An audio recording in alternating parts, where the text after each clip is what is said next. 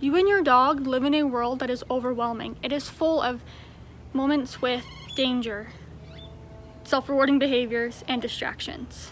When you start training, you take away all those distractions, self-rewards, and danger, and gradually add them back in as your dog is ready. Unfortunately, you can't press pause on the world, so we have to manage them. In this video, you are going to learn the simplest way to manage your dog. This is a leash. The first thing to know about using a leash as management is that there has to be a leash in the equation for it to be any use to you. So you want to have leashes set up anywhere your dog needs your guidance. Leashes physically restrain dogs. You can use your leash better. You can use your leash to mindfully foster tactile communication with your dog. Dogs prioritize touch over any other communication, even when that touch is translated through a leash. Using a leash mindfully in these situations is important. A leash can only tell your dog there is a restraint. It cannot tell your dog how to respond to the pressure or the restraint it feels. That is your job. You can use the leash to give your dog directional information by using your capacity to create and exaggerate slack in the leash. Creating and exaggerating slack in the leash with your dog, you teach them that they can and should influence how the leash feels to them. Slack in the leash is when there is no pressure on the dog.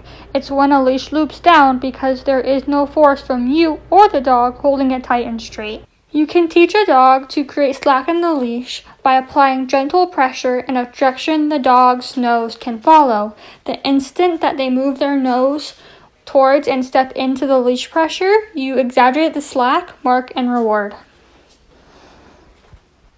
Any tension or anytime you pull the leash, you need to make sure that the direction you're pulling the leash is a direction the dog can follow with their nose. If a dog can follow the leash with their nose, they can turn into it and relieve pressure and create slack.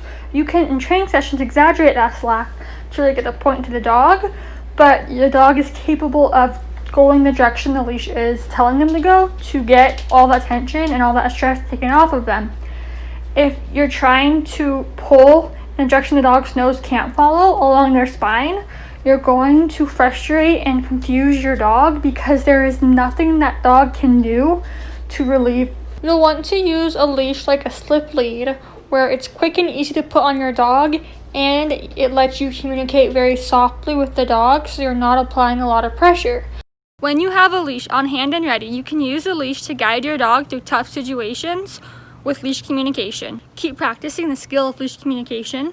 If you enjoyed this video, subscribe to my channel to catch the next dog training video. Thank you so much for watching. We will train together next week.